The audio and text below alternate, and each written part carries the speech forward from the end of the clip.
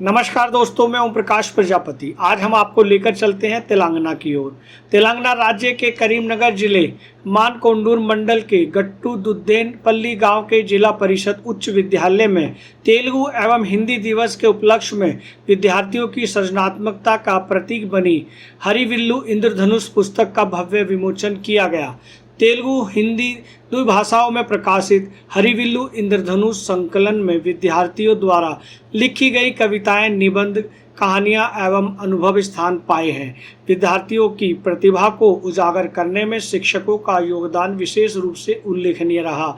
यह पुस्तक सुनीता प्रियाकर राव वासुनी के संपादक में रूपांतरित हुई और विद्यालय के प्रधानाचार्य सिंगी रेड्डी इंद्रसेना रेड्डी के मुख्य आतिथ्य में हरिविल्लु इंद्रधनुष का लोकार्पण संपन्न हुआ। इस अवसर पर सिंगी रेड्डी इंद्रसेना रेड्डी के साथ साथ विद्यालय आदर्श समिति के अध्यक्ष चंद्रकला शिक्षकगण, रुद्र शंकरैया, सुद्दाल रमेश, मुंदसानी चंद्रशेखर रेड्डी, सुनीता प्रियाकर राव, पाका अशोक, मोहम्मद अफरोज, पीएम रामकृष्ण, पी सुमन आदि उपस्थित रहे। विद्यालयों, अभिभावकों और गांव के वरिष्ठ नागरिकों ने भी भाग लेकर कार्यक्रम को सफल बनाया।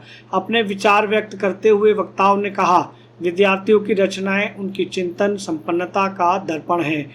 इस प्रकार की सृजनात्मक गतिविधियां उनके आत्मविश्वास को बढ़ाती हैं और भविष्य में उन्हें ऊंचाइयों तक पहुंचाने की प्रेरणा देती हैं। साथ ही शिक्षकों के प्रोत्साहन से ही इस ग्रंथ का प्रकाशन संभव हुआ। यह विशेष रूप से सराहनीय है। दोस्तों, आपने देखा कि तेलंगाना में एक पुस्तक का लोकार्पण हुआ जो हरिविल्लु इंद्रधनुष पुस्तक नाम है, और ये पुस्तक विमोचन आपको कैसा लगा, हमें आपके कमेंट्स इस वीडियो के कमेंट्स बॉक्स में चाहिए। नमस्कार। సభాయ నమః। ఈరోజు మన కార్యక్రమమైనటువంటి తెలుగు భాషా దినోత్సవము, హిందీ భాషా దినోత్సవంతో పాటు హరివిల్లు పుస్తక ఆవిష్కరణ అందరికీ కూడా శుభాకాంక్షలు తెలుపుతూ ఇప్పటిదాకా మనం తెలుగు దినోత్సవం గురించి కూడా మాట్లాడుకుందాం। హిందీ భాష, హిందీ ఏకతా की जान है, देश की शान है। హిందీ ఏకతా की जान है, देश की शान है। మరి మన హిందీ దినోత్సవం అనేది ఎప్పుడు అంటే 1949 స్వతంత్రం వచ్చిన తర్వాత కూడా డాక్టర్ బిఆర్ అంబేద్కర్ రాసినటువంటి రాజ్యాంగం లోపల 343 అధ్యయనం ప్రకారము ఒకటి ప్రకారంగా కూడా దీన్ని రాజభాషకి సాత్ भी రాష్ట్రీయ భాష మన రాజభాషగా కూడా గుర్తింపు పొందడం అనేది జరిగింది। కాబట్టి అప్పటి నుండి కూడా ప్రతి సంవత్సరము మనము సెప్టెంబర్ 14 రోజు 1949వ సంవత్సరం నుండి ఇప్పటి వరకు కూడా కంటిన్యూగా హిందీ దినోత్సవాన్ని జరుపుకుంటున్నాము। అదేవిధంగా ఒక హిందీ భాష అనేది అంటే అప్పుడు మహాత్మా గాంధీ స్వతంత్ర ఉద్యమంలో కూడా ముఖ్యమైనటువంటి భాష ఏంటిది అంటే హిందీ। దేశాన్ని మొత్తం ఒకటే ప్రజలందరినీ కూడా ఎక్కువ సంఖ్యలో కూడా మరి హిందీ భాష ఎందుకు రాష్ట్రీయ భాషగా మారింది అంటే ఎక్కువ సంఖ్యలో కూడా అంటే ఉన్నటువంటి రాష్ట్రాలన్నింటిలో కూడా దాదాపు 12 రాష్ట్రాలకు ఎక్కువగా కూడా హిందీ అనేది ఎక్కువ మాట్లాడతారు కాబట్టి అప్పటి నుండి కూడా అందుకే రాజభాషగా కూడా దీన్ని తీసుకున్నారు। మన దేశానికి స్వతంత్రానికి తీసుకురావడంలో కూడా మహాత్మా గాంధీ ఉపయోగించినటువంటి భాష ఏంటిది అంటే హిందీ।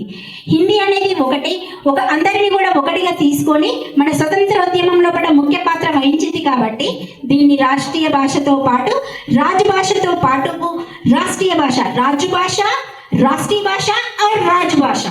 రాజభాష అంటే ఏంటి అంటే అధికార భాషగా కూడా గుర్తింపు పొందింది।